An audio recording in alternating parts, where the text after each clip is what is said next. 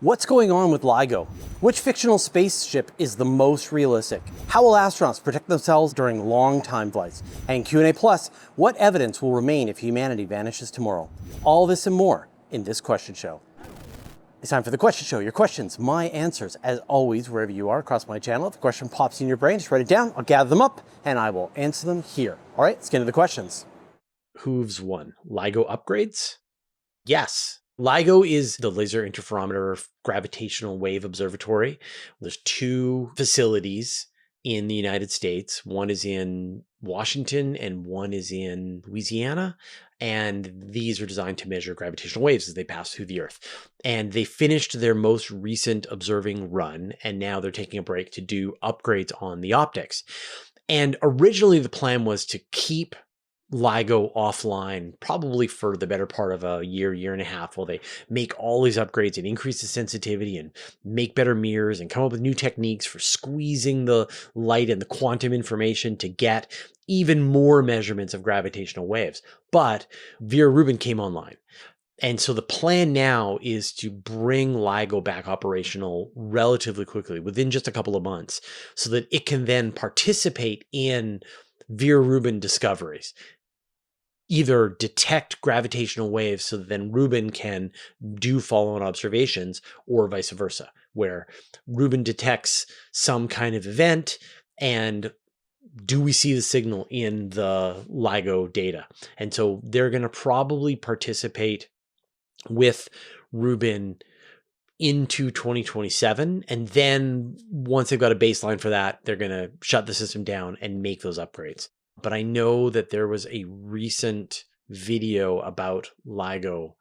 Oh, I forget her name. Anyway, there's a journalist who just did a tour of LIGO, and I would love to go to LIGO. That would be great. You know, I'm in British Columbia. Washington is just across the border, and I would love to see LIGO in person. Or CERN. That'd be cool too. James McIntosh, aren't there a couple more LIGOs? So there's two other facilities. One is called Virgo, which is the European version of LIGO. And then there's Kagra, which is a Japanese observatory. Those aren't as sensitive as the LIGO, but between the four of them, you get this much better view of gravitational waves, because now you've got four different perspectives and you can detect in 3 dimensions where the gravitational waves are coming from. Before, when you just had LIGO, we just had 2 points of measurement. Then you could know roughly which hemisphere the gravitational wave was coming from. Like it came from the left or it came from the right.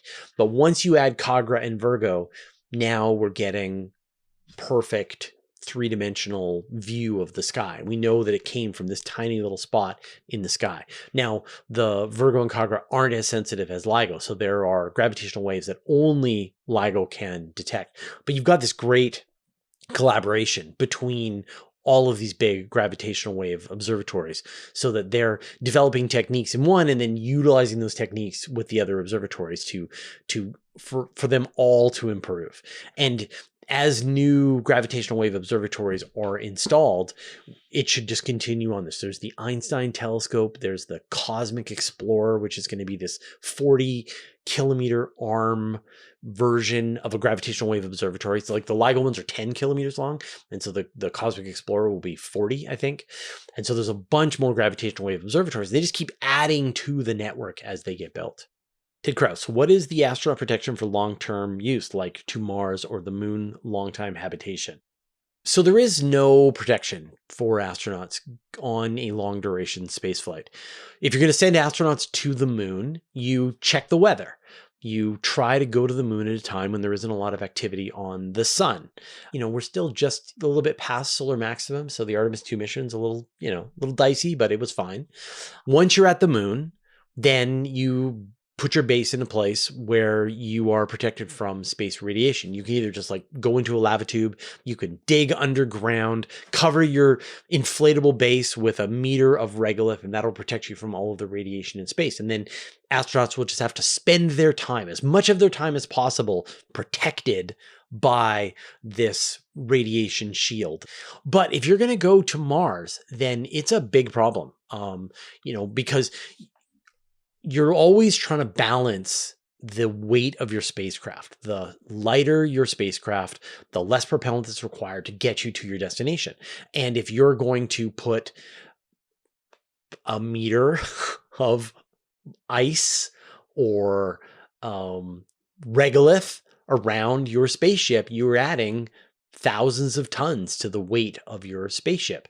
And then you're going to need more propellant, and then that's going to require more shielding. So the Orion capsule, they had policies, they had plans for if there was a solar storm, which is that the astronauts would build a fort inside the Orion capsule, that they would gather together all of their supplies, all of their water, all of their equipment, their electronics, everything they've got, and they would go and hide out in the best protected component of the capsule, and they would have this igloo, this fort built of their densest supplies to try and protect them from the radiation. That works if it's a one-time event. If it's a solar storm is passing through, you just want to make sure you're okay for an hour while the solar storm is passing through, and then you dismantle your fort and then go back to what you're doing. But if you're going to Mars, it's not just the risks of solar storms. I mean, you are at, you have 9 months that you are on your way to Mars, and there's a chance that a solar storm is going to come through. But there is just the ongoing radiation that comes from cosmic rays. They're going to pass right through your fort. And so on average, astronauts on this long-term journey will receive about 200 times as much radiation as a person who's down on the surface of the Earth. And the consequence is that you will experience higher rates of cancer down the road. As these cosmic rays pass through your body, they are liberating atoms out of your DNA. And then those DNA can go on to mutate as they split, and you can have cancer. There just is no strategy for this. We have no way. Like, you can have a little bit more shielding, but the little bit more shielding is going to require weight. There is some really interesting research that's being done. There was a paper that we reported on Universe Today about crystals that can be used to maybe direct cosmic rays. So there's different ideas.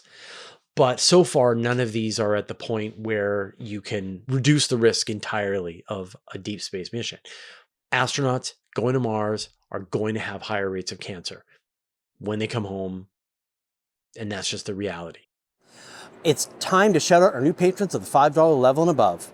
Benson Walker, Andrea Pedretti, Heidelsbeck, Bill Anderson, Oscar Gonzalez, Senior Spacer, Travis, Abracadaniel, Jeff Costin, and Gary Shaw. Join our community at patreon.com/universetoday.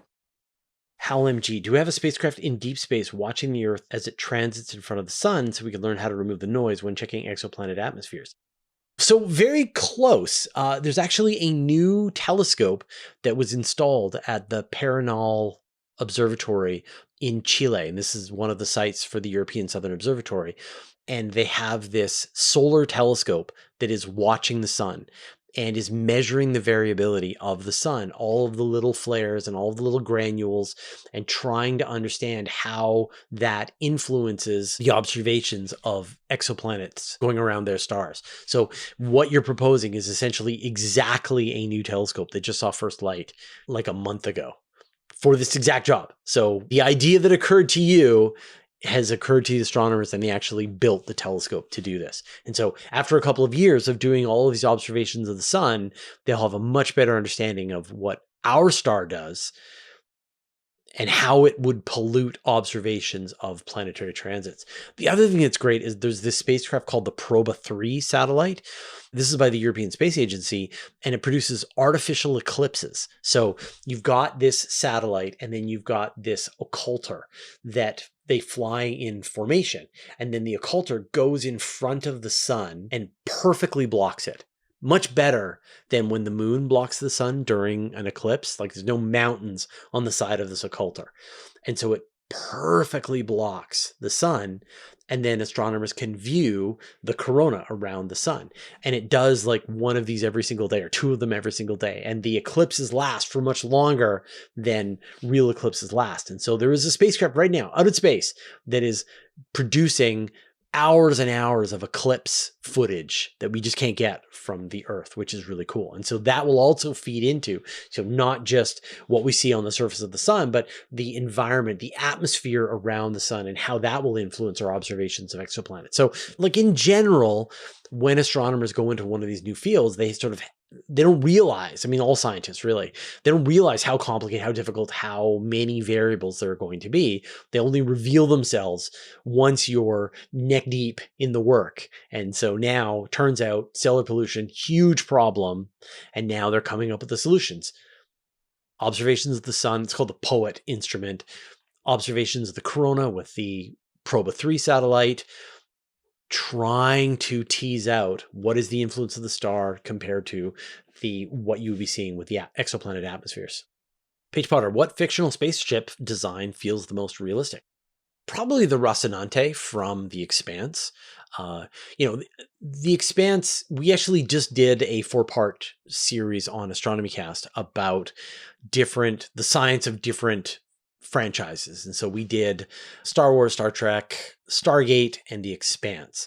And with all of the others, it was very much like, here's the magical hand-waving technology that allows you to go faster than the speed of light. And here's the magical hand-waving technology that allows you to teleport. Here's the magical hand-waving technology that allows you to have deflector shields around your spacecraft. But in The Expanse, it was like, here's the science. Here's the science of why this thing works. And like the one MacGuffin, the one thing that they did in The Expanse is they just assumed that there was going to be some kind of compact fusion reactor that would allow you to accelerate and get at 1G to experience gravity while your spacecraft is accelerating. And then you flip your spacecraft around and you decelerate at 1G. Like, that's a ludicrous amount of propulsion.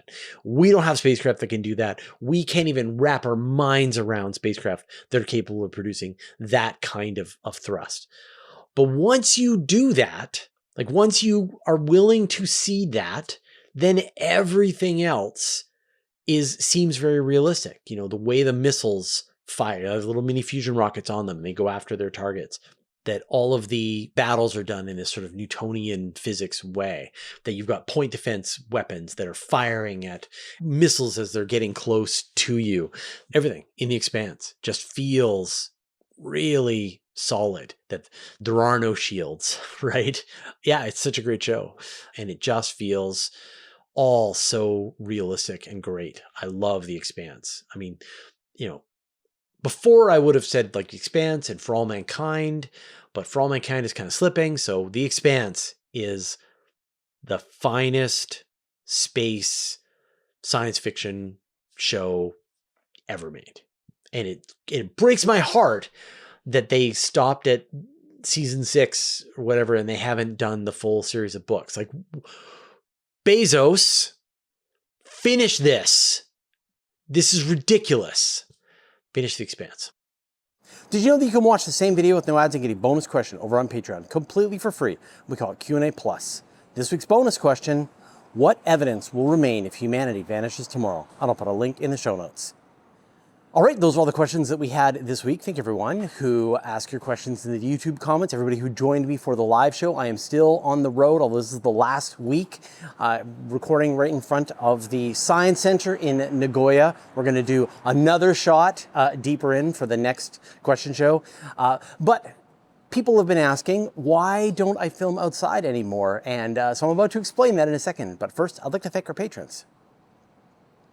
Thanks to Abe Kingston, Andrea Bedretti, Brian Bodie, Carolyn, Shock Hawkins, Commander Baylock, Dark Finger, David Gilton, David Matz, Enthralled Reading and Math for Toddlers, Eric Lindstrom, Evan Pro, James Clark, Jeremy Mattern, Jim Burke, Jordan Young, Josh Schultz, Marcel Sis, Michael Purcell, Nordspace, OneStepReynolds.org. Please follow my nephew at VBrick6994, Rank Heidi, Richard Williams, Sean Sargent, Stephen Franley Munley, Team 49, Telescopes Canada, Vlad Chiplin, Wolfgang Klotz, and Zeldaborg Galactic Defender, who support us at the Master of the Universe level, and all our patrons. All your support means universe to us. So here's that question. James F.C. Russell asks, are you ever going to go back into that forest, or was it really just a green screen all along? So old school followers of the channel remember a time when we used to record all of our episodes out in the Vancouver Island forest. And that was great, and it was sort of very cool background, very different, made our channel very different from other stuff. But the problem is, and you're probably experiencing it right now as I'm standing out in the street in Japan, how there's a lot of ambient noise. And so we would have to stop as airplanes and leaf blowers and chainsaws and trucks were going by, that it was sort of a big production. Every time we wanted to just go out into the forest and set up and be able to record. And we just wanted something more streamlined. And so when we built our new house, we put a room for a studio in the house.